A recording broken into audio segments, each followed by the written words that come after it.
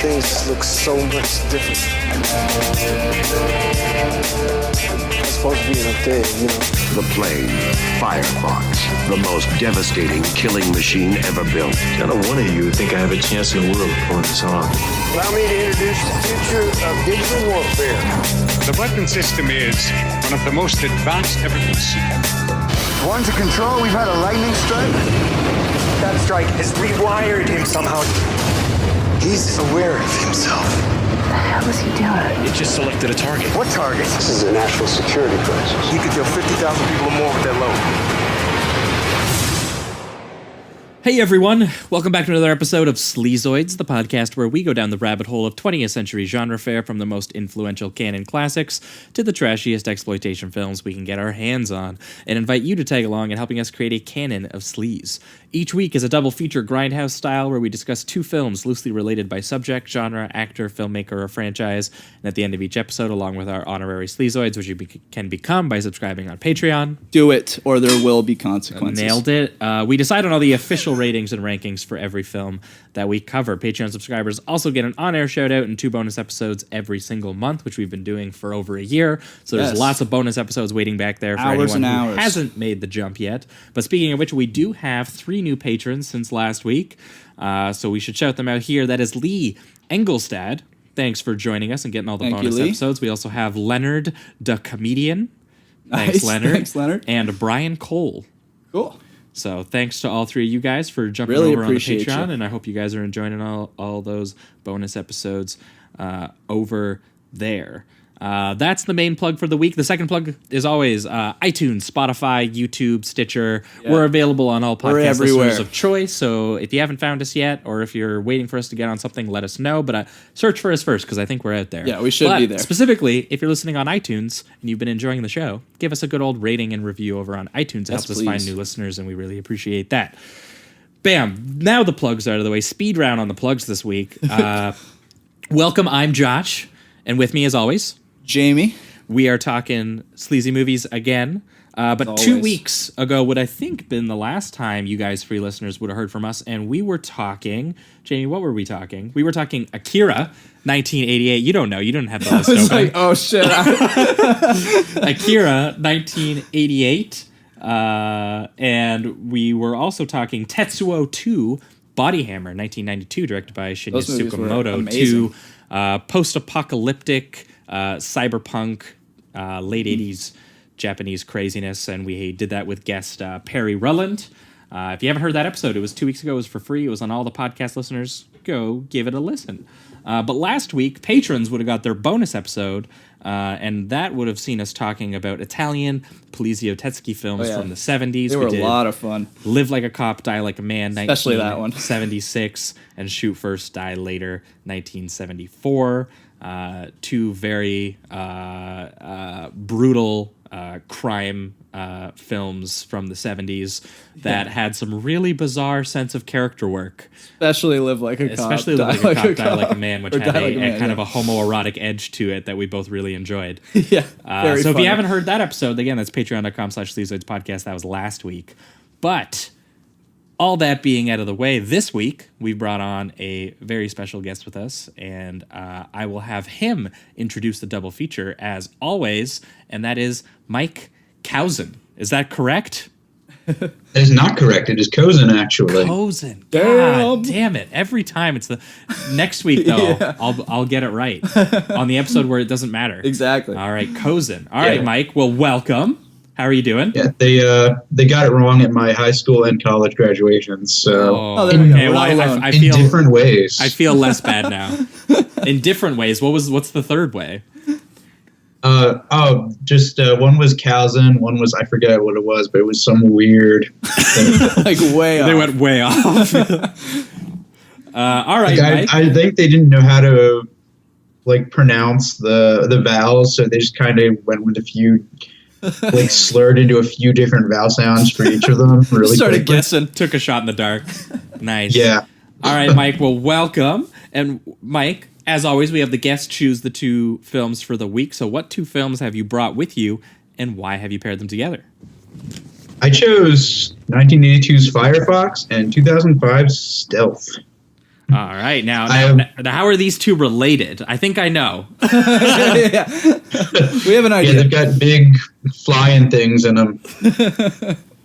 Right. But yeah, I think I chose these two because one is very much a product of Cold War era, 80s Cold War era, when America and Russia were kind of trying to keep tabs on one another the most and keep each other honest, I guess. And the other one is very much a Bush era film that has all the hallmarks of that era, from artificial intelligence to kind of the, for lack of a better phrase, Team America ideology of of being sort of the world's security guard and just kind of going anywhere willy-nilly. All right. Well, yeah, and both feature stealth fighter jets, new technologies. Yeah. Stealth has a very awesome early 2000s soundtrack as well. So yes, definitely. Let me pull it up real quick. Yeah, I do want. When we get to Stealth, I definitely want to hear the track listing on that bad boy. Yeah. No, absolutely. All right. Well, I think that we're gonna jump right into it this week. That was FIREFOX 1982. A sort of slick Cold War thriller involving a stealth fighter jet, and then also the movie literally called Stealth from 2005, directed by Rob Cohen, also about stealth fighter jets, but this time with a little bit of a paranoid lens towards the idea of AI and drone warfare, which was just kind of picking up at that time and would later be even bigger. So two very interesting films in their own way. Definitely. And I think we're going to jump right into it. We're going to talk FIREFOX. Clint Eastwood, baby.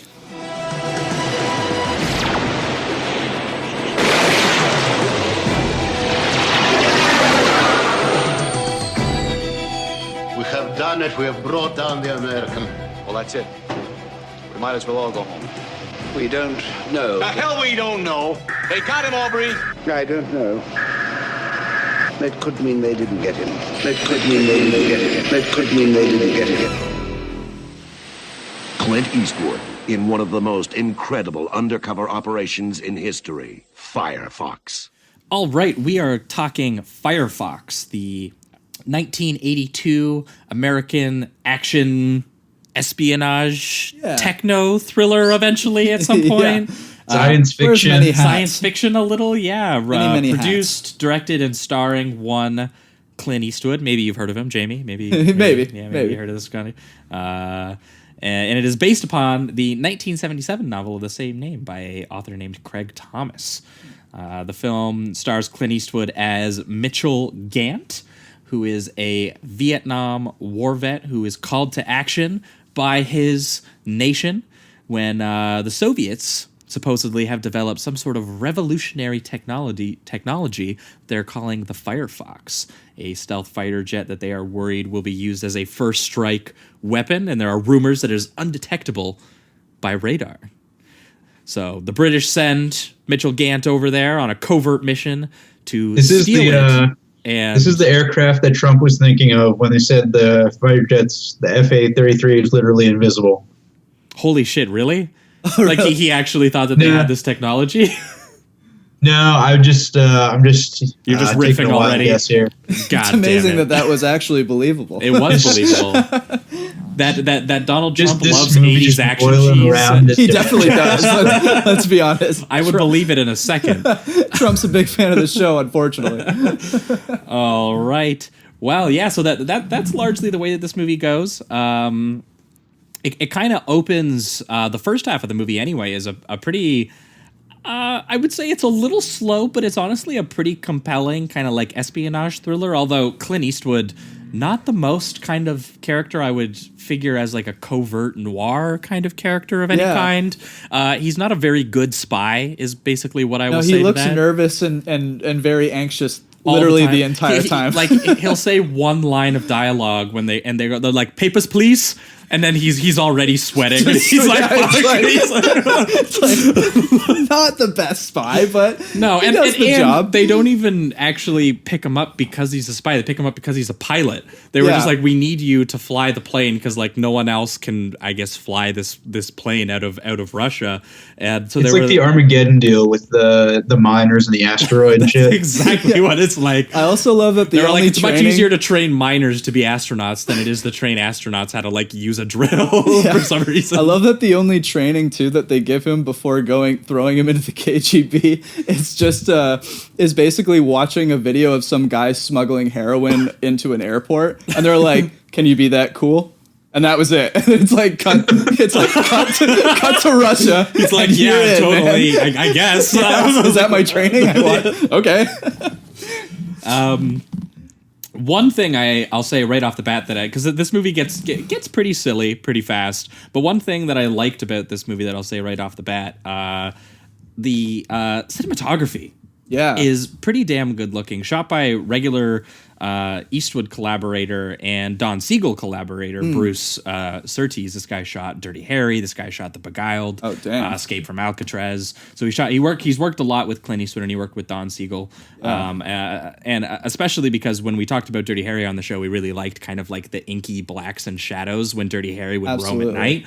And this has a lot of that in the sort of espionage half of this film when Clint Eastwood, who at first is picked up in that very classic action movie trope of he's like just in the mountains. He's in the mountains. He's retired. They come to get him. He's trying to recoup. He might as well be lumberjacking it up or whatever. But once he actually gets into Russia, and there's a lot of really great images of Clint Eastwood with hilarious sunglasses, a hilarious mustache, and a cigar. Yeah. Just like walking in these really shadowy streets. I believe they shot the film in Austria to double it as Russia, and it looks pretty good.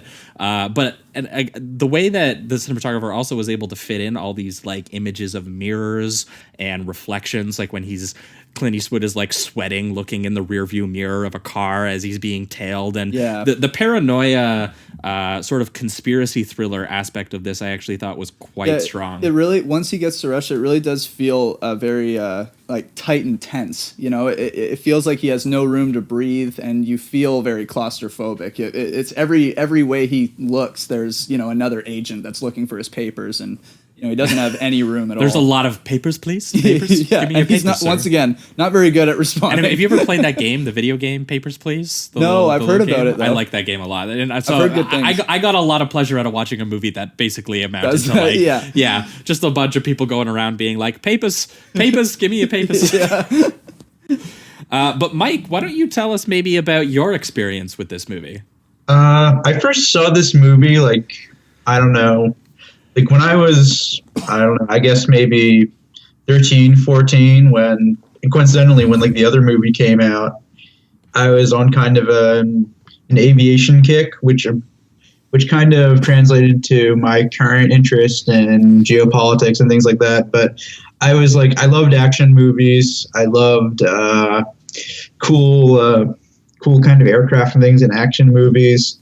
And unfortunately, there weren't a ton of jet action movies out there. There was Top Gun, which is half of it isn't even jet stuff. And I forget the other one. It's with Steven Seagal. I forget its name. Mm. And then there was stuff that just came out. And then, but yeah, I went to go rent this at the library and found it.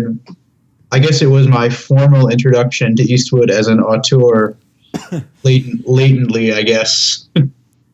No, absolutely. I mean, it's worth noting that Clint Eastwood obviously did direct. I think this is the first time we're talking about Clint Eastwood actually directing the film. Yeah. Because he did direct a lot of films, and we've talked about Clint Eastwood a couple times, but we haven't gotten to his own directorial stuff yet.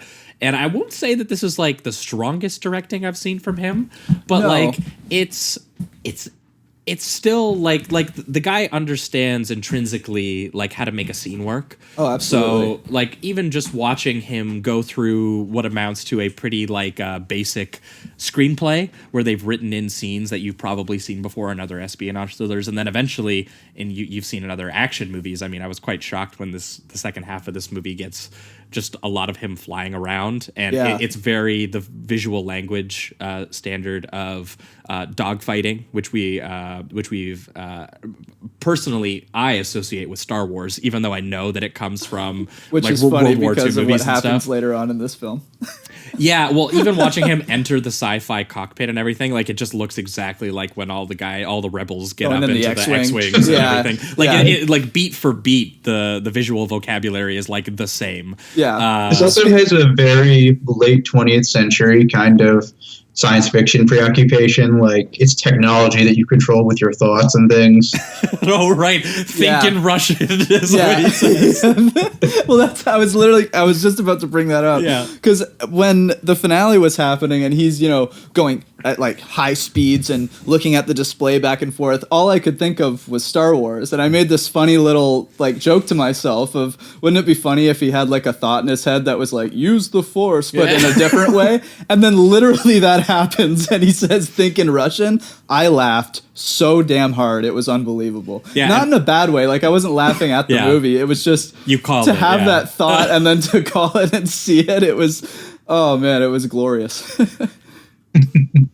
Yeah, because it's really interesting how fast this goes from being like a conspiracy thriller or a paranoia political thriller where Eastwood is just kind of like walking around Russia trying not to get caught by the KGB, and there's all those like ominous scenes with just him just sitting in shadows, I guess. Yeah. There's I mean they start early, even before he's at the KGB, when he's getting actually walked through his mission. There's even like that very kind of like narrow lighting where it's just lighting up his eyes and stuff like that. Right. Like it's very contained and shadowy right from the point where they've engulfed him in his mission. And then there's a lot of him like sitting on park benches or sitting near like subways or at one point he's in like, I think he's in the airport when he's getting stopped by like multiple different officers every time he's walking around, and then one follows him into the bathroom. And he immediately blows his cover like within 5 seconds of the guy putting pressure on him. And I think all the guy asks, he's like, "Can I just see your papers?" And then he's just like, "Well, no, because he plays it cool there. He's like, yeah, I got papers, they're all good." And then the guy's like, he fakes him out. Yeah, he's like, right. "These papers aren't in order," and he's like, "Holy shit, maybe he knows and he that doesn't they're fake." Play the game. When the guy doesn't know that, he's testing just him. He's just testing him, and he just fucking kills the dude. He's like, "Well, guess this is my only option." Strangle him on a sink. And he takes the little like wooden piece out of like the paper, the towel holder or whatever, and he bashes him over the head with it. He just straight up murders the KGB guy in the bathroom, and his handler who's there helping him is like, "How did this happen?" They were like, 5 minutes. Yeah, how did we left you alone for 5 minutes, man? And you already blew your cool and killed the guy. Like, and of course, he's also freaking out because he knows what the KGB, like the power they hold too, and he knows that he just killed an agent of the KGB. Yeah. So like this guy's just in a whole mess. Yeah, just terrible spy, and he doesn't look like a spy. So this movie takes place in like what was sort of a big peak Russophobia kind of thing. So I guess Russians back then would be like the equivalent of what Arabs we have like for Arabs now, I guess.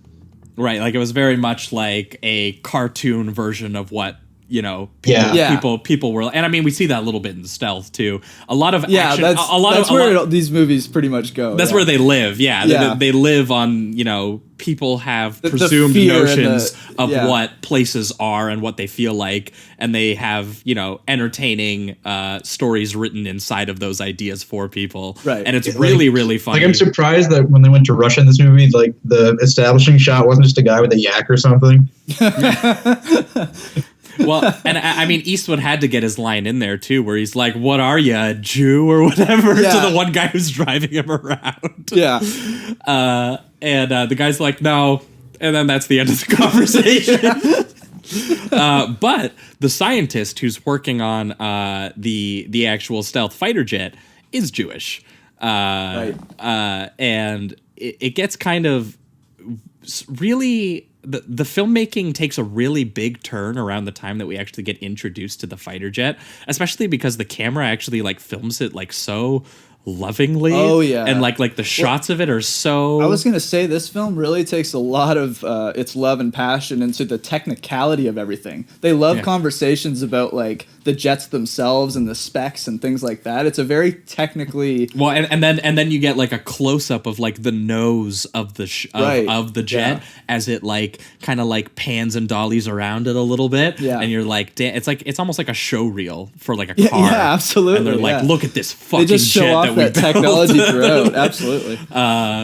But and it's also where the movie gets kind of like the most moody, because the jet itself is like this really imposing figure, and then there's the scientist who actually developed it and who has supposedly actually informed the Americans of its existence because he's worried about what they're going to use it for.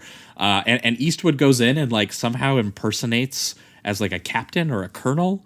How he's capable of doing that, but before he was barely capable of just being an American in Russia. It's pretty unbelievable. Yeah, well, he's got the cap on. He got skilled real fast. Well, yeah, and one of the best images in the movie is Eastwood in like this deep red lighting in the shower, just like thinking real existentially. This is when he almost gets caught too, and he's got the gun, so he's like naked with the gun in the shower, just ready to go. And again, Eastwood films himself very lovingly, being like, "Look at my arms in the shower with my gun." And here are the cartoon Russians coming in, and they're like, "Sir," they might as well still be being like, Papers, sir. Absolutely. And there's a great. I don't think it's a split diopter shot, but it's framed like it would be a split diopter shot. It looks like it could be. Of the Russians in the right side of the frame, kind of like trying to make their way in the background, and yet he's still in the red glowing shower holding the gun. Violence about to be sparked, but the scientists spark that huge distraction, and they start blowing shit up. And what's funny about the distraction is that the scientists cue it so that all of the Soviets are distracted while Clint Eastwood can go and jump in the fighter jet and fly off. Right. But Clint Eastwood like hugely misses his mark, and he's like taking a shower when the explosions go off. It's like, oh shit. Yeah, and I don't even think they really acknowledge that, but for some reason he's just in the shower, and all of the scientists are being like, is he coming? Like, did he forget? And then they're all brutally gunned down. And all the one guy gets like one officer, and then they're all just, pummeled. So it's a pretty devastating scene in that regard. Yeah, I mean, it's the one scene of like major violence in the movie, because I will say as an action movie and as a vaguely a war movie. Yeah, before that, it's really just the bathroom scene. Yeah, this is essentially. Even as an action movie, though, I gotta say I am impressed that this is not very like, this isn't Clint Eastwood taking like violent revenge or anything. It's very the back. one scene of violence is really, really horrifying, and it's against the scientists.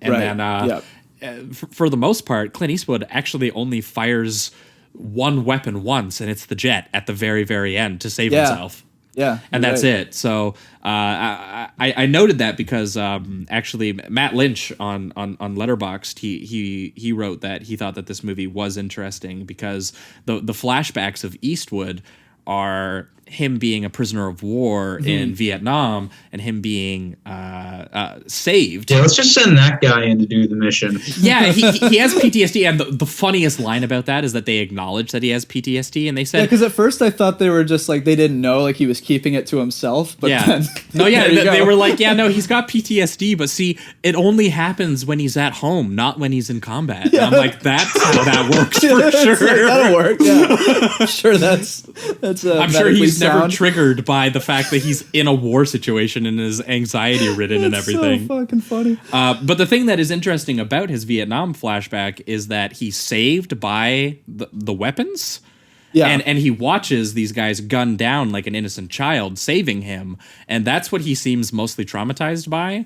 And so Matt Lynch kind of made the point that this is interesting because it's the idea of like Eastwood is kind of not intentionally not using the super weapon, and that they make a huge deal out of this really powerful weapon to not use it for the most part, other than him flying around. So it's almost like a weird kind of like anti-action, anti-violence movie in its own way, which is kind of surrounded by giant jets and a the neat KGB. turn, which I think made people kind of at the time call this movie a little bit boring. But It worked for me. So, I mean, I did find the second half when he's flying around, just because the visual vocabulary, again, is so similar to Star Wars, being like, it's a little less visually interesting than Star Wars because it's not in space, and it's the same stuff, and Clint Eastwood doesn't really have a whole lot to do other than kind of like run away and get away, and that's what happens. Spoiler alert. Although I will, once again, though, that Star Wars moment, I loved that. Thinking Russian just got me so good, man. That's some funny stuff. Absolutely. Mike, is there anything we've missed? Is there a scene that we're missing? I feel like I had some other notes here, but I can't forget. Not really. I just kind of like, just in general, how not low-key the movie is, but how, again, with like the things of him sitting in shadow, it's kind of understated. Like the movie almost kind of happens around him sometimes.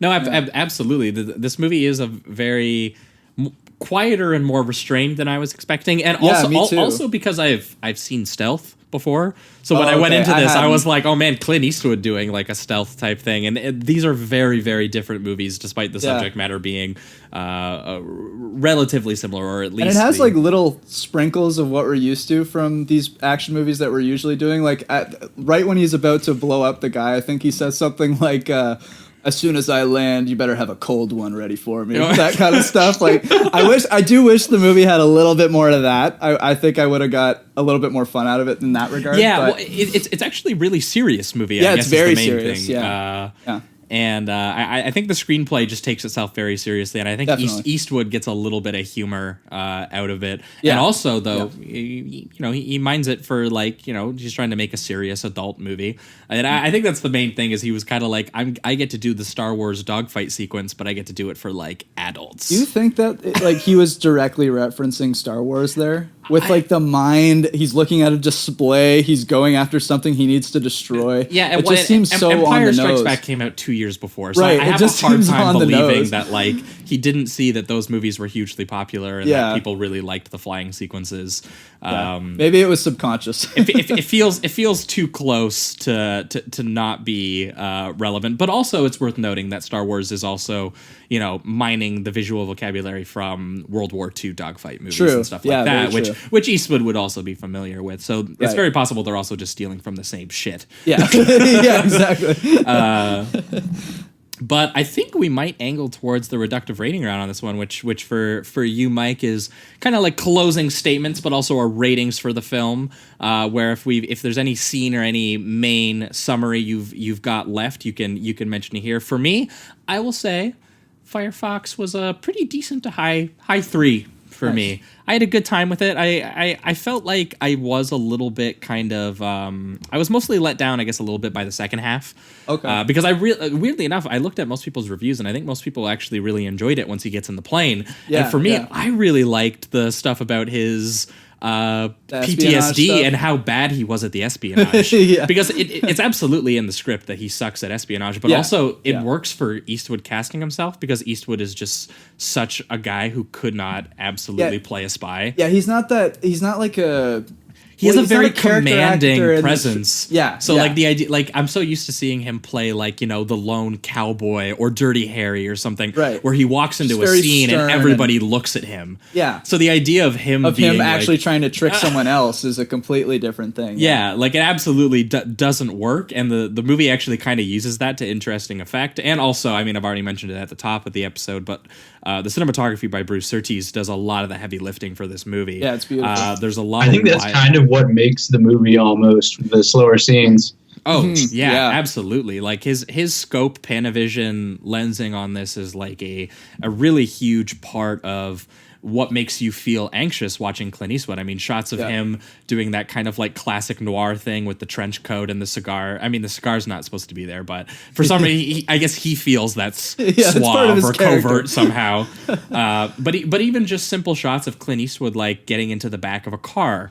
And the way that the widescreen images will hold a car just pulling up behind him, and it's very possible that car's not following him, but the way that we watch movies like this is we have that idea, and then you get Clint Eastwood sweating, you get Clint Eastwood looking into the rear view mirror, where it's funny, you get a shot of him looking at the driver, but you get the rear view mirror in the shot as well, where you can still see the car. So even when we're cutting to the shot, reverse shot, you can still see the car in the frame following. So like stuff like that is what really makes this movie work, as Clint Eastwood is, trying to make his way deeper into Russia to get to the jet. And then obviously the stuff with the actual jet and him in the shower impersonating the colonel, his stuff is really solid. And it's just really, once we get into the final, because that happens about an hour in, and there's still like, it's a pretty long movie. It's like 2 hours and 10 minutes or whatever. Yeah. So I'd say there's like at least 40-50 minutes of him flying around, which after a while I liked it, but I was kind of like, I don't know that we need this much flying around. I think I like the flying stuff. I think it's kind of endearing how goofy a change of tone it is almost. It's definitely a change of tone. Yeah.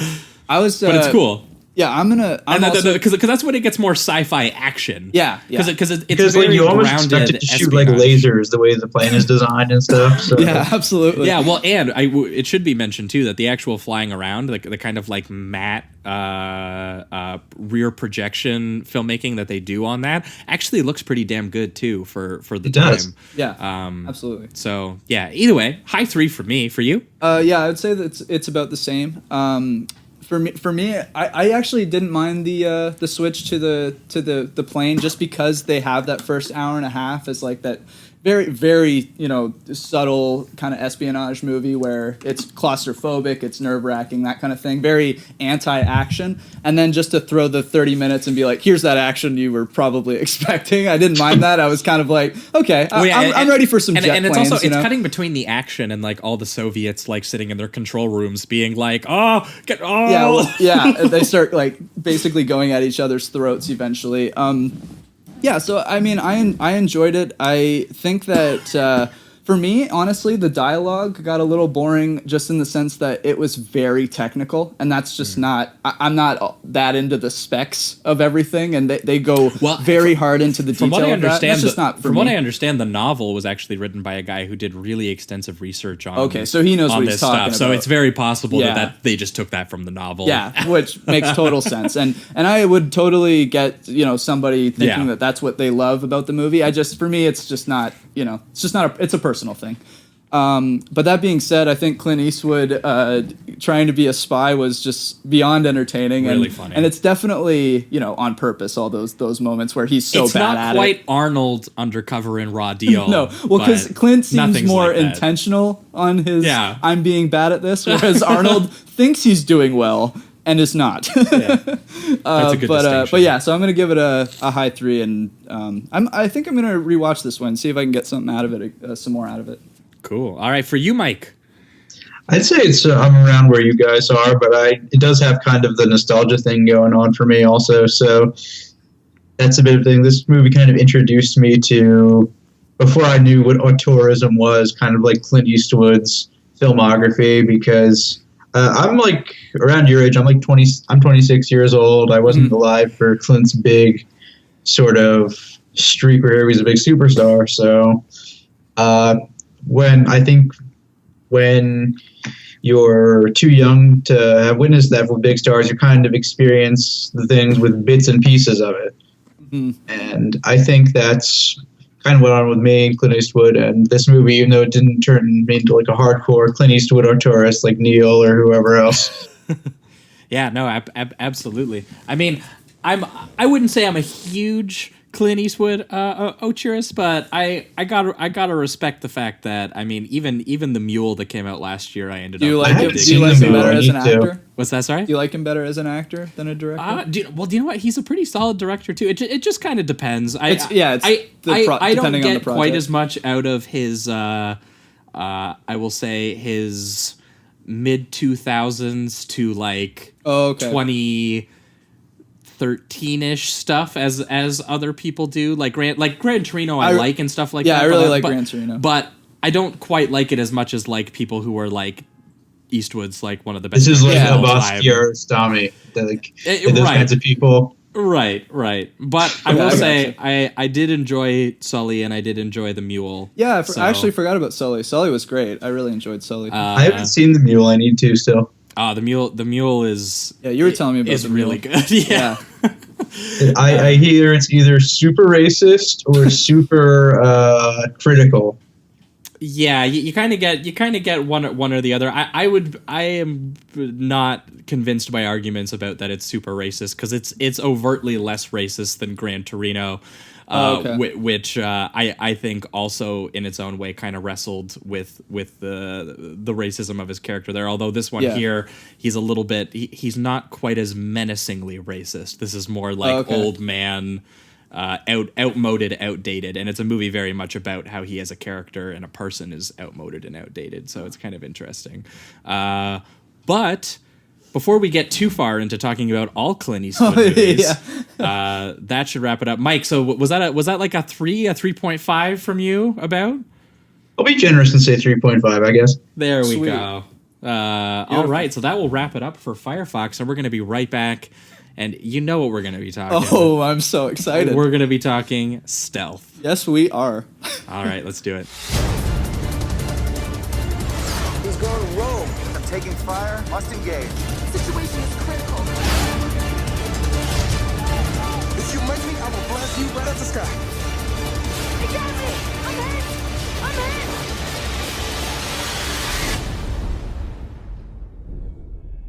Where are you? I know you're out here.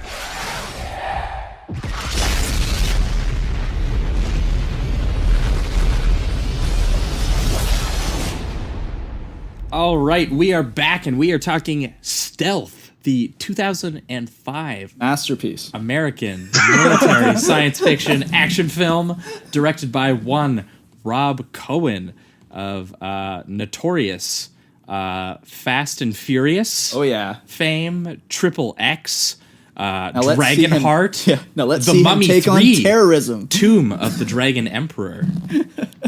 Was that the one with with Jet Li? Yeah, I haven't seen that yet. Alex Cross. And Alex Cross, Rob Cohen, this guy. Well, and recently he did the Hurricane Heist. Oh yeah. He's like this generation's Bud Bedecker almost. Yeah. Action movie hire director who will be reevaluated in time. Well, probably not, because that whole thing or whatever. And Stealth is exactly what it sounds like. It is a very loud.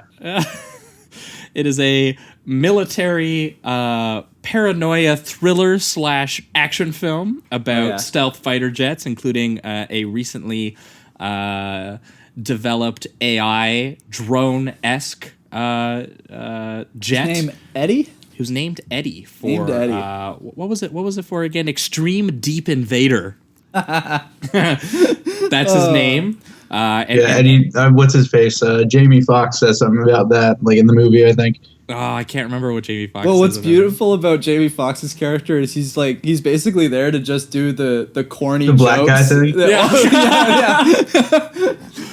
Well, yeah, and he's dancing around to, which is funny too, because like within the context, like showing his character, it's funny because you're just like, oh, he's a silly character, right? Yeah. But if you look at that, like this is a dude just by himself in a military room, just dancing shirtless with a red light on. Yeah, he's got the sunglasses. He's pointing the light at I'm himself. like, no he's one's got watching star you. power. So in context, this is very weird. Yeah, no person actually does that for sure.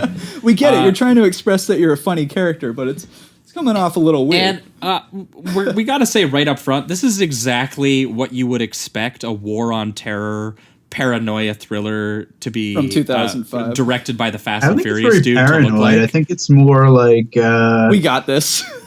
Yeah, I think it's that's more of the thing expressive. Well, yeah, I mean, I guess not paranoia in the same way of like as Firefox is, where it's like more conspiratorial or the paranoia actually, I guess, comes from their own technology. Well, yeah, that's what I mean. Yeah, like, I guess you could say that it's paranoid about the idea of AI. Yeah, which is a very classic cinematic thing to be paranoid about. I love how they justify it too. It's like soldiers have like the morality, so they can make the decisions, but. I mean, yes, they could make a decision not to take an order life into account. But if their order is to do so, then most of the time that's just they act as if they are AI in a sense of that's the order. I need to the movie tries to put forth an argument that a guy in the jet would like call off some sort of drone strike if they found it was immoral because they thought it was immoral, and which we And just then know they yell at absolutely wasn't it's not true. for doing exactly that. If they get instructed, it's pretty much going down. We all know that. So I mean, yeah, the morality that they're trying to have in this movie, or the debate about morality is. It's funny. We'll just say it's funny, like, because it's pretty surface level, and it didn't stand up to any historical scrutiny. Not before it came out, and especially not after it came out, because we went full throttle with AI and drones, especially. So it's very it's a fascinating time capsule, and it seems like a great place to start with it, because largely the movie stars Josh Lucas, Jessica Biel, and Jamie Foxx as 3 stealth fighter jet pilots who have joined a top secret military program where they are helping develop an AI pilot who hopes to supersede them and to remove human error from the equation. Yes. But obviously, we've mentioned it already. They have a bit of a moral quandary about the idea of if you remove human error, you also remove human empathy is the idea. And largely, Rob Cohen just kind of turns that into like a TNT dad action movie. Oh yeah, that you'd watch on a Sunday afternoon. Well described. Very much borrows the action aesthetic established, obviously in the 90s by and obviously in the 2000s as well. This would follow by someone like Michael Bay. There's lots of like orange and teal lighting of like a dude coding with monitors and wires all around him. Huge Transformer vibes, like it just in that sense of the technology it's coming together. Mostly when it gets into the like. Just this is about a naval Air Force. It's the military stuff. It's the military, because like Michael Bay established how they've got those filming the military groups looks like for like, everyone for 20 years. Yeah, exactly. So that's why it kind of gives you that vibe, despite the fact that the actual action itself, when we're in the stealth fighter jets, is kind of unique, especially when it was coming out. There's lots of digital stitching that happens, and it's quite entertaining. I really enjoyed that. It's not unimpressive. I will say that. It's fun to like. The digital. It's also very like at times like there's one scene where they're going from jet to jet. And so it'll be like this guy in the cockpit, but the camera's outside of the cockpit, and then it goes past that cockpit, zooms, and then goes into the next jet, and that's how they're communicating and talking. Yeah, it almost turns into this funny cartoonish kind of thing. There's a digitally stitched like kinetic camera that is like really kind of effective in actually it shows showing like how they're communicating a lot, like their closeness, how tight they are as a unit, which actually is kind of like geographically interesting when you're in the cockpit, and then the camera will like go zoom out through the window and then like go into the jet and then come out the bottom where a missile pops out, and then it will do a tracking shot of the missile as it flies. It has that thing where Cohen himself did and a bunch of other people copied in like the Fast and the Furious, where there's like a button they'd push and then there'd be like a CGI sort of thing of it going down to a wire and a bunch of other things through the machinery and all. I would say it would be what I would call like Rube Goldberg digital action stitching. Yeah, I didn't even think about that, but you follow the logic of events, and the camera is very clear. I mean, this is in the CG is becoming a more prevalent thing. Yeah, and this looks a lot better than it did look when he was doing Fast and the Furious. So he's developed this a little bit better. Absolutely. And some of the action is actually, when they're in the stealth fighter jets, is unique to this film, and I haven't seen it repeated in a lot of movies. I mean, kind of jet combat is not the most I realized watching these movies how infrequent it actually kind of is outside of space. What I like about this too is that, because like we were discussing with FireFox, how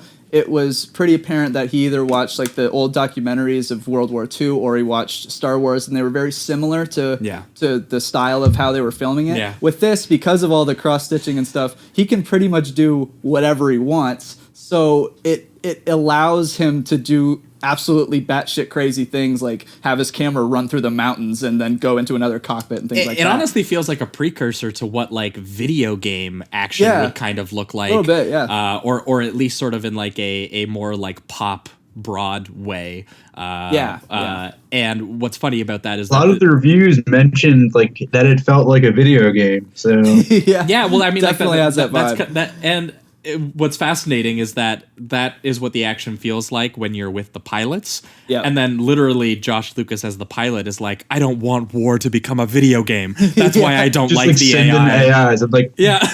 I'm like, what are you losing if you just send in the robots? That's I was like, well, do you want humans to keep dying? I don't know. Just have the robots. And fucking what's Sam Shepard even brings that up, and they're just like, meh. move on. Sam Shepard is, no irony, really good in this movie. Yeah, Captain George Cummings. Oh yeah, he's very good. You're right. Yeah, I don't know if they just kind of grabbed him or if they just kind of did it as like a nod to the right stuff or something. But either way, he gave it his all in this thing. Yeah, as the guy who just he really wants to see the his pilots not die anymore. Yeah. To the point where he's willing to violently pursue that. Yeah. As a means. Got to do what you got to do. But what we haven't gotten to yet about this movie, and which needs to be mentioned, my favorite part. Well, is that this is absolutely ludicrous. The movie itself. Yeah, absolutely. Like the actual. It's moment definitely out of the early 2000s. That's for sure. Well, I mean, first of all, we have to mention the fact that these three pilots, Josh Lucas, Jessica Biel, Jamie Foxx, all hot as hell, and it doesn't make any sense. They're all in their they're like the top pilots in the world, and they're all like in their 20s or something. Yeah. And this naval military base just frequently stops in places where like they can go clubbing. And they can like in exotic, extravagant places. I always thought like that the club was on the base or something. That's honestly what it seemed like, because they're in their military outfits at the bar, and they're all like picking up people to sleep with, and then they're all going to the club, and they're living like goddamn rock stars. Oh yeah. And it's completely baffling, because it makes it like it's unlike any military movie I've ever seen in that respect. Yeah. Where like they make them seem to be like they're rock stars, like they're these famous people that just get pummeled by the public and want autographs and things like that. Yeah, they're pilot celebs. Yeah. They're pilots, and like what the movie stresses is like a secret program, but everyone's like on their dick about it. That's true. It's supposed to be a top secret program. That's right. A very good point. And yet, they're goddamn celebrities. And while they are going around doing these complex maneuvers and blowing people up, there's like this weird like house music, like this like Boots and Cats thing going on while they're like flying around, and then the same music like plays when they're in the club, and I'm like, so like going around like murdering people to them seems like it's like a club experience. Yeah, and I'd like to think that Rob Cohen was trying to make that connection, but I highly doubt it. I don't know. But maybe. I doubt it too, but like it's still there though. But it is there. No, that's exactly. To piggyback off that, like this movie was written by W.D. Richter, who also wrote Big Trouble in Little China and all that stuff. Okay. And like, he did Body Snatchers too, right? That was the other one he did, I think. I can't quite recall that, but I think a theory I have with this movie is that he wrote it to be kind of, if not farcical, then a little bit in the satirical mold. Right, then playful. They just kind of heavily I mean, rewritten. I can see that. Especially and then the Rob end, how Cohen they end it, which we'll get to. and said, "Oh, whoa, this shit sounds awesome," and they just threw it all in there. Well, yeah, because that's what Cohen wasn't really in on the joke. Because that's what's sort of interesting is you kind of get a merging of what seems like a screenplay that seemed kind of genuinely interested in some of these ideas. Absolutely, of technology. They're trying. and of what warfare looks like. And I mean, it's to the movie's, I guess, credit that it wasn't a very well-informed time Yeah, that's true. Yeah, that's true. People were very confused. Well, because I mean, we're talking about peak Iraq War, peak War on Terror, and at the time, no one knew what the fuck was going on. At the time, no one knew that. What we know now, that for the example, big bad guys in this movie end up being North Korea, for fuck's sake. yeah, well, and which really took a left turn. And nobody knew also that like the Taliban wasn't like this hugely vast, like very technologically capable organization. Mm-hmm. Like at the time, people thought the Taliban was like a Bond villain, when really it was a lot of disorganized cells. So the idea that here, when they, for example, in one of the most bizarre scenes, when they're out just testing the drone for the first time, they're testing it and just seeing how it flies with a group. And then they're like, quick, we have an assignment for you with the drone. And then they go to Myanmar and blow the shit out of a building. Yeah, they go to Rangoon and they're like, blow up these 3 terrorists who are planning an imminent attack on U.S. soil. And they're like, okay, there's going to be a lot of collateral damage. The building is completely unoccupied except for these terrorists. Yeah. Yeah, which they're really lucky about. The drone can identify them like 50 miles away by their fingerprints. Using and voice recognition. It just zooms in on their eyes. It's like we know their information. Somehow with a camera angle that it gets, but we have no idea how it is capable of getting. What do you need the pilots for? For real. Yeah, and then even then, the whole point of that scene is that they're like, we didn't know that we were being sent on this operation because it happened mid sort of like test run, and they're like, we're not equipped to do this.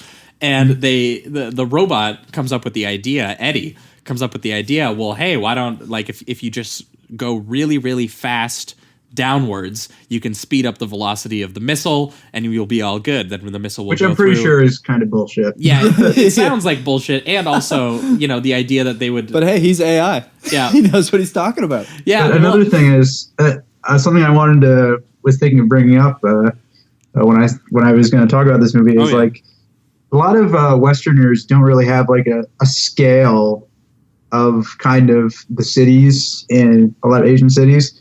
Yangon or Rangoon has a population of more than half of New York City. So can you imagine like a jet going into like something like the size of like downtown LA and bombing the crap out of something and it not being of any consequence for a few minutes? They just... No, like it literally. didn't hit us. Let's just move on. Yeah, well, and the funniest thing is that the whole point is that they're like, okay, well, we sent this robot in because the robot can do this maneuver because there's a very likely chance that going at that speed, going that fast downwards, that the pilot would black out. There's like a 75% chance that'll happen. Yeah. And the guy's like, no, I'm gonna do it, even though it's like overtly more dangerous and likely to cause collateral damage. The thing that he's really upset about. Yeah. And they were just like, so he does it anyway. He almost blacks out, and he's like, in this really like trippy sequence, he's like nearly blacking out. Almost like the Space Gate sequence. Yes, from 2001. Yeah, like because all the lights on the screen of the cockpit and things. Yeah, because he's like nearly blacking out, flying like 10 feet off the ground, like over cars through like a major city. Yeah. So and it's just it's absolutely like, again, this moves from beat to beat in like a way that makes plot sense, but like as you're watching it, you're like, this is so insane and it makes no sense. And speaking of insanity, since we're talking about the first AI, you really want to get to this part. We got to talk about this. It's the so Incubus made a couple songs for this movie because that's what you did back in the early 2000s. You got a rock band of alternative stature of some kind, and you made them make you a couple songs. They made a music video. You have a hard rock song for your action movie. It's fantastic. Most of the time they just use most of the time they just use that as a promotion, whatever. What they do in this movie is one of the funniest, and I don't know if it's genius, that's probably not the word, but it's whatever, it's hilarious. It's something. It's something. Sure. That's for sure. Yeah. So what happens is Eddie, who's the AI, he's coming. He's like, no, guys, we have to do this. We have to destroy these terrorists. So I'm going to go in and do that. First, this is like when they're near Tajikistan. Yes. Yeah, but first we should mention he gets struck by lightning. Eddie. Oh, okay. This movie subscribes to the 1980s forgot notion about that that. lightning plus technology is magic. Yes. Yes, absolutely. And it's also really bizarre that it would strike in like the middle of water at a thing in midair. We don't need to talk about that. It But doesn't matter. Irrelevant. Lightning strikes Eddie on their way back from that mission, and it somehow like fries him or does something where it causes him to go off book, to start learning things Right. in a more exponential way where he just kind of picks up information and starts Instead of adapting just with following it. orders. Right. Right. And part of that, and this is leading into what Jamie's seen that I'm going to let him describe, but part of what he does when he does that is for some reason he downloads LimeWire. Yeah, he's a huge Is it alternative rock LimeWire fan. specifically, or is it just like... It's not, but it might It's as well gotta be. be. As someone who was using LimeWire Yeah, in the it year is 2005, it was that or FrostWire. Yeah. So he downloads music from the internet. Yes. Which song? all of them.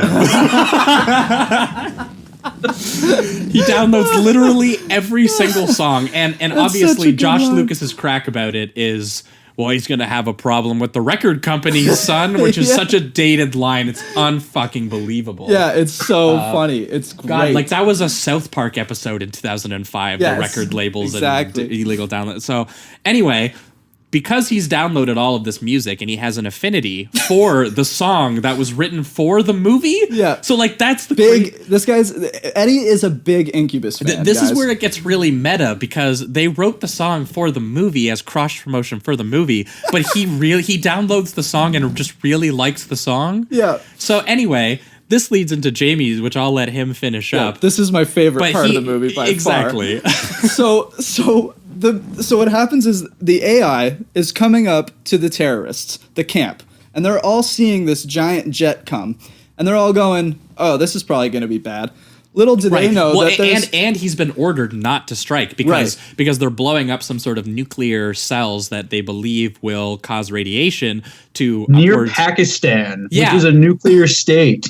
Yes, and yeah, they said it was going to like destroy a bunch of farmers that were around the area. And well, things like that. and it was going to cause a bunch of like radiation, which Right. lasts for decades. And so. why these details matter is because it just gives you context for what's about to happen. Yes. So the jet is coming up, and all of a sudden you hear a audio drop of the Incubus song that was made for the movie. Now, at first you're thinking, okay, it's a song. Like they're dropping because it's an action scene. Let's do this. But what the movie actually decides to do is make it so that Incubus song is being heard by all of the terrorists. It's played diegetically. So as the You hear it AI like fade in and stuff. yeah, that's the best part. That's the best part. As the terrorists are watching their imminent death approach them, they're hearing Incubus is Incubus slowly coming up getting louder and louder to them, and then all of a sudden, it's just bombs away. And I lost my shit, everybody. Absolutely. I paused it. I went into my brother's room. I said, "You're watching this scene," and he did, and he laughed his ass off too. If anything, just watch the movie for this scene alone. Yes. I just needed to get that off my chest. Well, no, because Eddie is a fan of the Incubus song, and he decides to blast it through his speakers, Yes. so that everyone he's about to murder I'm just imagining hears the it Like right before they die. subwoofers and everything. Yeah. I'm just imagining the audio engineer just in the editing room, just subtly pulling up the fader as these terrorists are about Jet to has be a destroyed. network stereo system. Yeah. Like, why does it even have a outward stereo system Because of any it's kind? awesome. Because I'm Rob Cohen.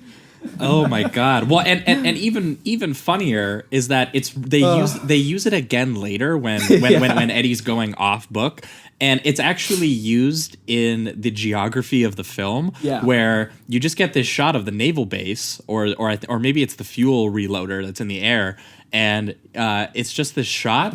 And then all of a sudden, you slowly hear it. The butt rock music starts coming up. Yes, it's the Institute the Jaws song. music that starts fading in or something. Yeah, And it's butt rock, which is the best part of it all. so it's very ominous. It's almost like he's like a slasher villain who's and like that's his carrying soundtrack. a boombox. Yeah. Of new metal around. Yeah. And you're like, It's like, that's his calling card. He's coming for you. It's so funny, man. It's It's unbelievable. And, yes. and it's his personality. Like, he just likes the music, the AI. Just gets him going.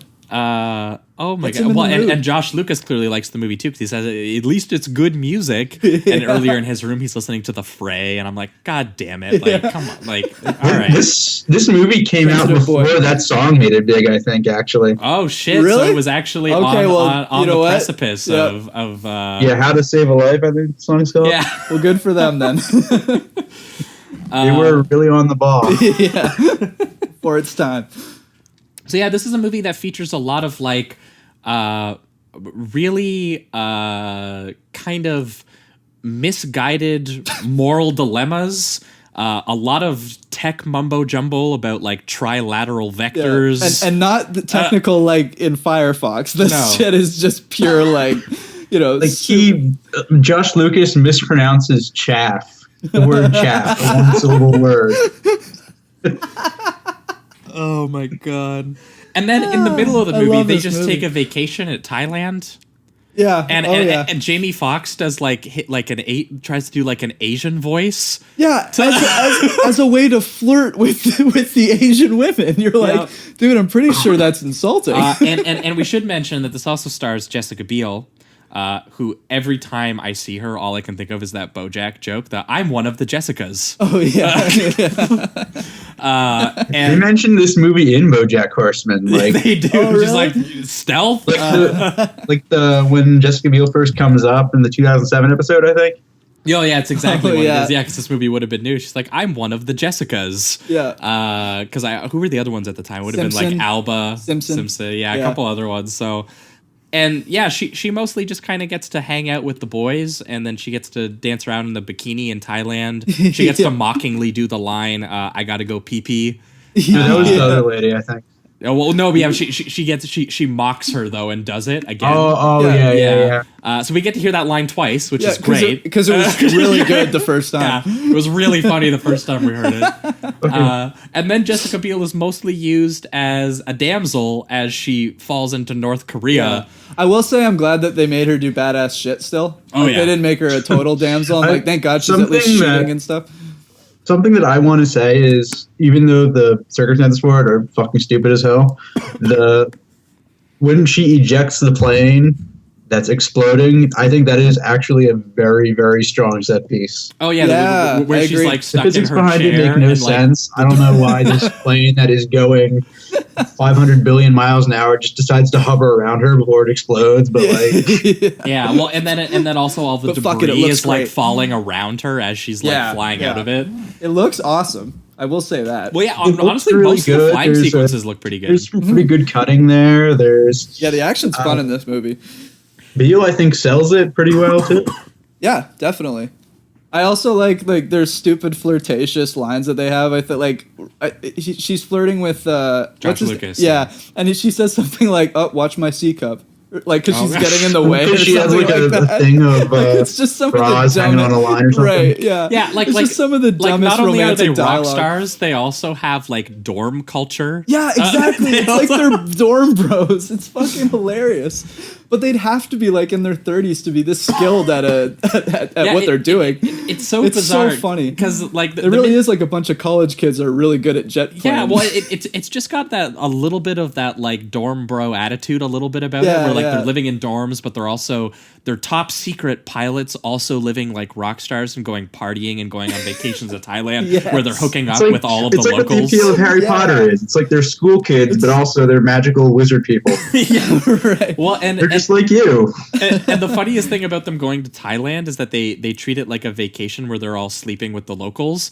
But Yeah. all I could think about was the fact that every time else they visit a country, they're like bombing everyone. Yeah, So it's exactly. kind of like it's like this weird thing where they're like either we're bombing people or we're we're partying. having sex with them and partying with them, Yeah. or like one of the two things. And and Jamie Foxx again when he's in Thailand, he's like, "You have such a beautiful country and all of this." Yeah. Meanwhile, we just saw them in Destroy Myanmar. half of it. Like, yeah, like, oh my God. So, and really, the bizarre turn that this takes around the time that Eddie.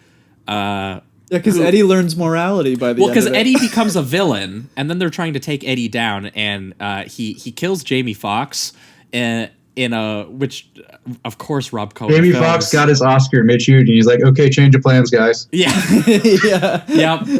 And he slow-mo crashes head first into a mountain. Yes. That is a really good crash. I will have to say that. Yeah, I mean the slow motion still kind of made me laugh a little bit, but it's really gorgeously filmed. Definitely. of That's what most of this movie is. You're like laughing, but like there's a lot of gorgeous, set work in it. It's just most of the time you're laughing at the movie. Felipe on Letterboxd said that the colors in this movie probably would have brought Joseph von Sternberg to tears. Yeah, well, and I'm like, he's not wrong, actually. No, yeah, because I like. They're very vibrant. There's always a contrast, and yeah. Felipe. It's not like your generic sort of orange and teal kind of stuff. There's just sort of like there's always attention to the hues almost.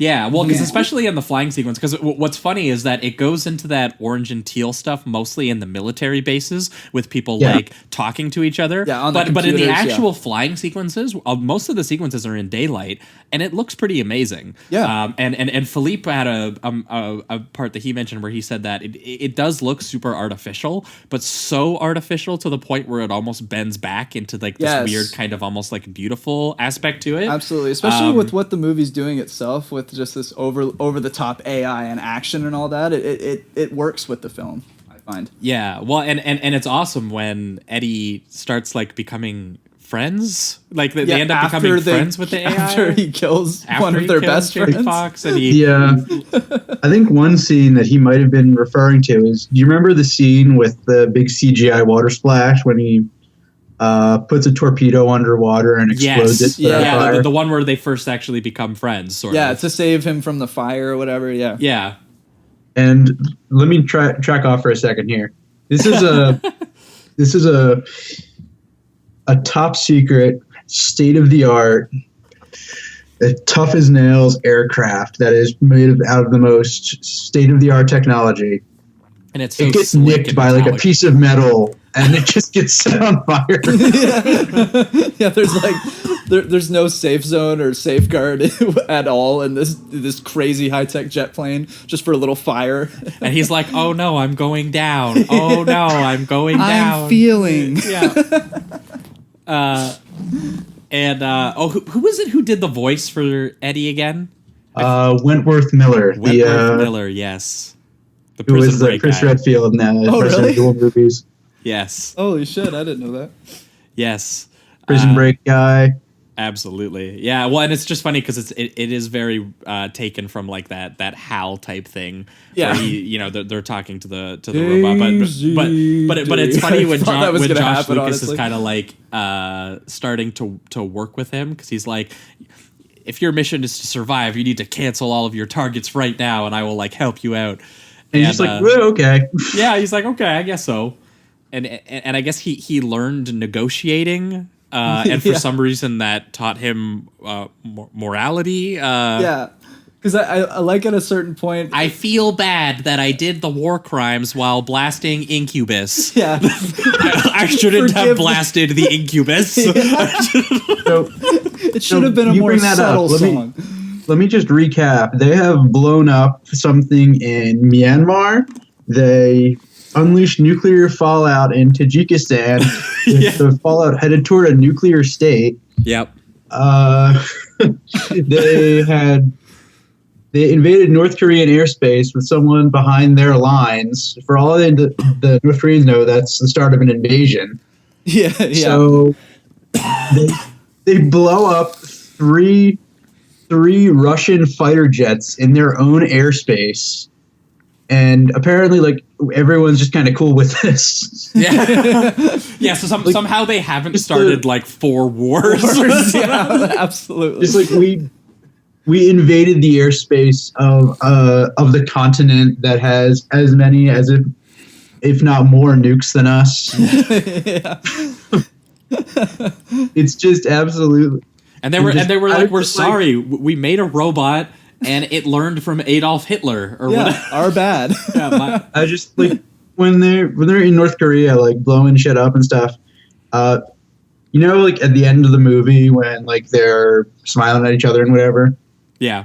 Just before the credits, I would like to see like maybe a 3-second shot of Seoul just lying in ruins from the artillery that North Korea just fired the shit out of.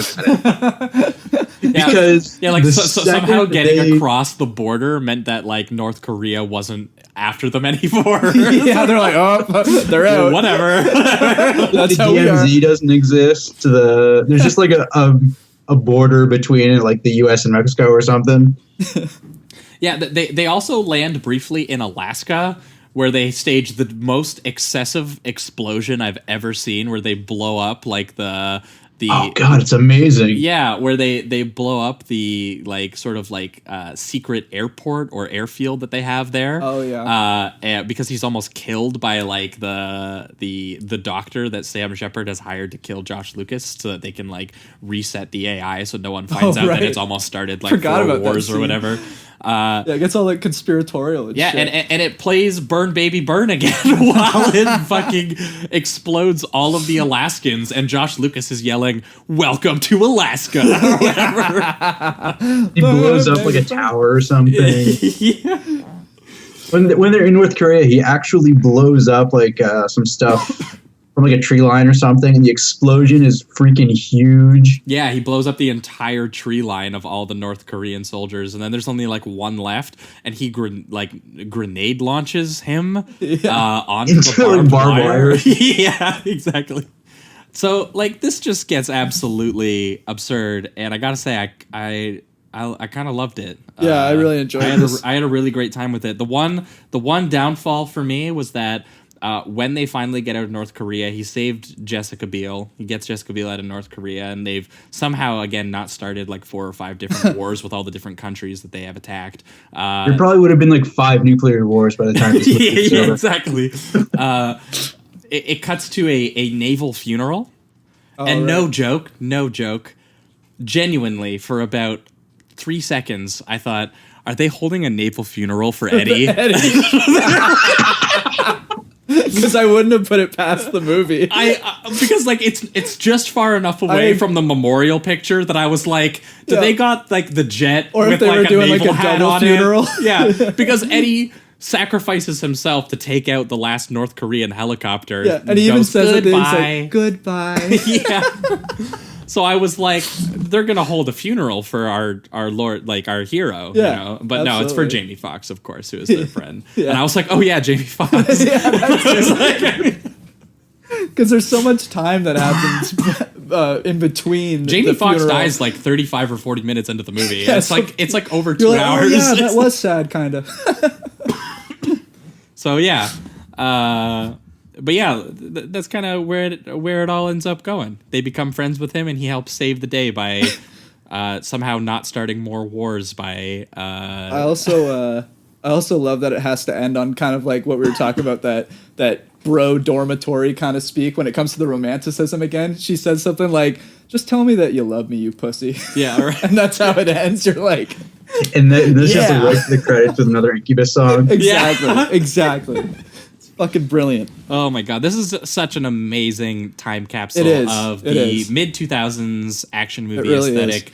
And clearly what kind of like the broad feelings or at least what would be sort of maybe exploitatively used as the paranoia of the war on terror and the Iraq War, and how people kind of like wanted to feel good about going around doing Team America type things, being like, well, first of all, the AI is the problem, and then second of all, it's like, well, the military guy's the problem, but also kind of like, as long as we got our troops, they will do the right thing. Yeah, exactly. The troops saved the day. Yeah. Human beings make no moral errors. Yes.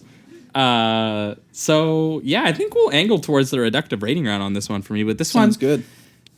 Oh my god. Yeah. Do you know what? I almost like want to up it. I know. I almost want to, but I'm gonna go with the high 3. Just for now. I do like this more than FireFox, I think. Yeah. but more in a way I'm more that, like, entertained by it. That's for sure. I would say that, like, this, it's just easier. I mean, it's such an easy film to digest too. It's much easier than Firefox. It's hard to parse again how much of it is intentional and how much isn't. But I think that regardless of that fact, that this is an amazing time capsule. Oh yeah, and absolutely. I think as an artifact of 2005, I got so much goddamn fun out of this. As both the entertaining, like, TNT dad action movie that it wants to be, and also all of its weird uses of this subject matter, and all the bizarre uses of what would have been popular art at the time, popular music. So yeah, I gotta say this, for all the reasons we basically already said across the board. But this is really, really entertaining and fun, and I recommend everyone watch it who maybe hasn't seen it, or maybe hasn't seen it in a long time and remembers it being kind of like a boring movie. Because we did kind of talk about it briefly. Despite the fact that this gets, it's pretty ludicrous on both a plot and character level in every single way. The actual filmmaking itself is not unimpressive, and I mean, you can tell the guy was giving it his all. Cohen had a vision. The stealth jet action is fun, and the digital compositions and the sort of, like, kinetic way that it walks you through the set pieces, they're pretty damn fun. And as Mike pointed out, that also Philippe pointed out, the artificiality of it actually has a kind of, like, interesting thing to say about this, especially when we get into the idea that most people related it to some sort of video game aesthetic, and then also the characters denouncing the very idea of war becoming a video game and being depersonalized or dehumanized in that way. So it works on a whole bunch of different wavelengths, and I think whether that it be intentional or not, I think that makes up for, you know, the more obvious flaws of the time. Yeah. Is this like something you watch with, I guess, if you got like a lazy Sunday or something, then doing if laundry, you just, like, crack open a Mountain Dew and start chugging it, watching this movie. Absolutely, a 2-liter Mountain Dew. Necessity for this film.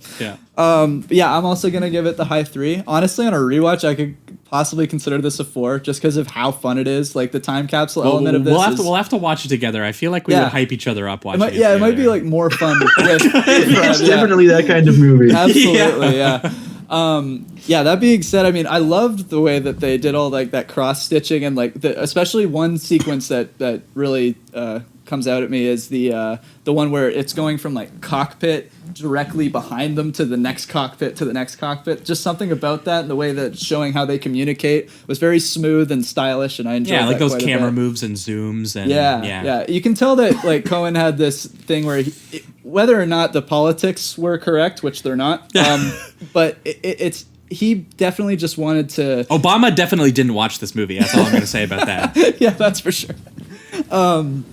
You can tell that Cohen just wanted to create a, like, extremely stylish jet movie and show off all of the elements and technicalities of it. So that was very entertaining. The corniness and cheesiness of the characters work for me just because of the film that they're in.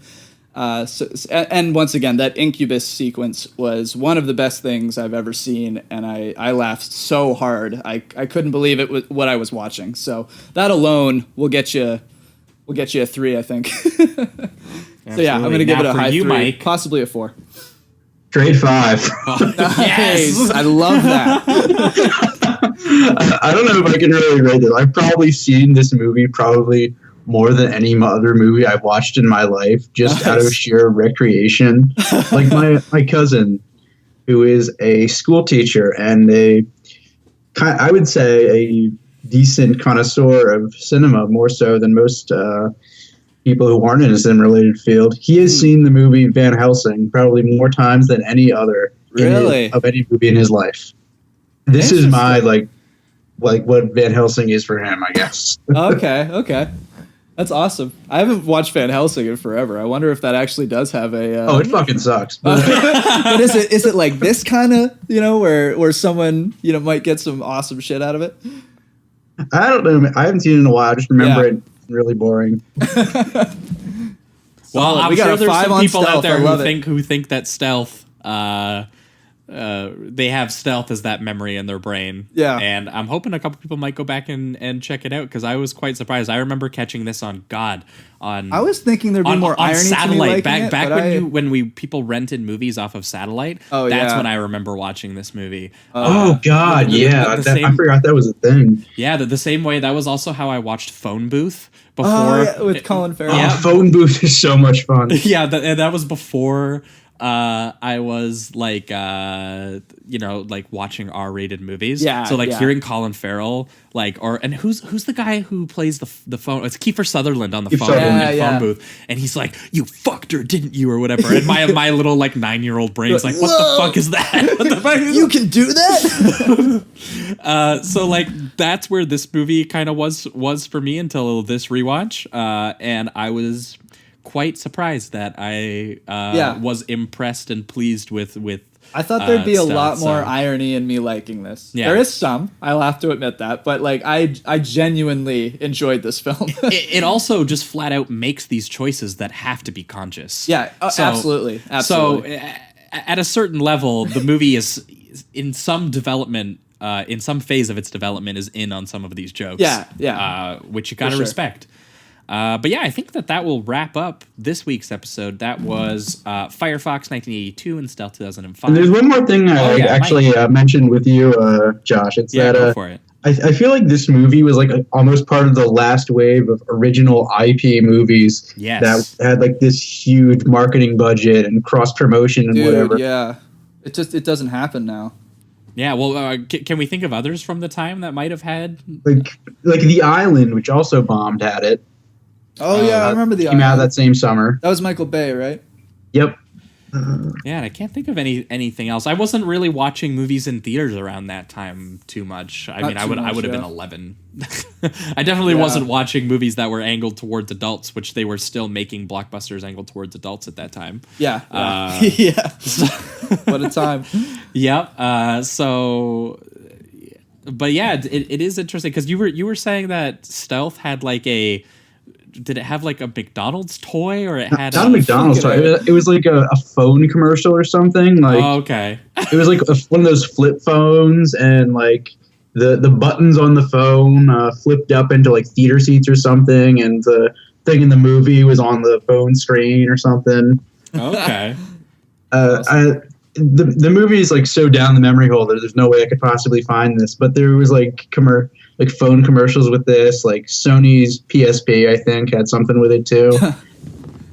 Yeah, either way, a fascinating time period that I don't remember too well, and I'm excited to maybe go back through. I need to start watching more of these like I fucking want to watch Phone Booth now. I've convinced myself I want to watch Phone Booth now. I got like a whole list of them if you want some. Please do. Send it our way. Please send that to us after the show. But Mike, this is the part of the show where if you've got anything to plug, you can do it right here. I used to write about film, but I haven't done it so much in a while. But my Twitter is @mkowzun, and my screen name is I have to check it because it's so long. It is Moshing to the Scat Breakdown in Freak on a Leash, because I thought that would be a funny screen name. That is a funny screen name. I like that a lot. There you go. Yeah. Well, and you can also find Mike on Letterboxd, like Jamie and I, where I'm sure every once in a while he's logging a new film that he's seeing. Oh yeah. Sometimes. Every once in a while. And the last movie was like The Meg that I watched like, I don't know, maybe a week ago. Yeah. Well, and not that long ago you did the Resident Evil movies. Oh, nice.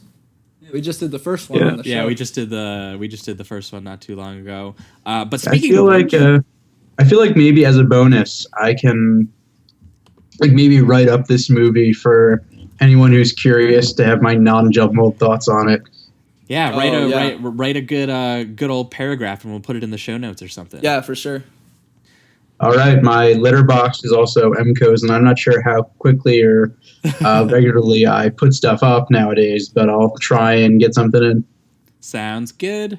All right, well, I think that'll wrap it up for this week. In 1 week's time, for you guys jumping off of Phone Booth, actually, somehow this actually worked. The legendary screenwriter of movies such as Phone Booth, Larry Cohen, recently passed away, and Jamie and I realized that we have been sort of neglecting our duties on this show. Yeah, we haven't done a Larry Cohen movie, and he is like a top tier director for the show. So we have decided to bump up the Larry Cohen episode because we were going to kind of bounce off this and maybe do some Eastwood. Instead, we're going to do Larry Cohen. So in 1 week's time, for patrons over at patreon.com/Sleazoids podcast, for all you bonus episode listeners over there, we are going to be doing It's Alive, 1974, written and directed by Larry Cohen, about Killer Baby. Fun times. And then we are going to be pairing it with 1976 God Told Me To, which was another Larry Cohen movie. Larry Cohen, very famous premise guy. He could come up with a very simple conceit, and then he would just kind of like make a movie around it. Yeah. And God Told Me To is a bunch of people going on murder sprees because God told them to. Yep, it's exactly how it sounds. It's exactly what it sounds like, but it goes to some places that'll do it to you. But both, kind of strangely sci-fi horror in their own ways. So that's what we're going to be talking about in 1 week's time. But in 2 weeks' time, we are going to be back with a special guest, Steve Carlson. Longtime listener, trash legend in film Twitter circles. He is bringing on two things I've literally never heard of. Yeah, they have I think 96 people watch them on Letterboxd and stuff. Yes. So we are deep diving into the exploitation. Steve Carlson is an exploitation fiend, and he is bringing on a film called Boarding House and also a film called Red Spirit Lake. And I don't really know how to describe these ones, so I will just concede to Steve Carlson. He calls Red Spirit Lake a psychosexual, psychotronic chunk of perverse, fucked up, beautiful insanity. That sounds right up our alley. It's a real VHS pull quote right there. There you go. And then Boarding House is a daft and baffling sex comedy / psychic splatter flick. Fucking A. So there you go. That's what we're going to be talking about in 2 weeks' time for free listeners. Kind of doing another pivot here. It's going to be interesting. No two episodes are the same here. Never. Anyway, that will wrap it up for this week. Thanks so much, as always, for listening, guys. And keep it sleazy. Keep it sleazy, guys.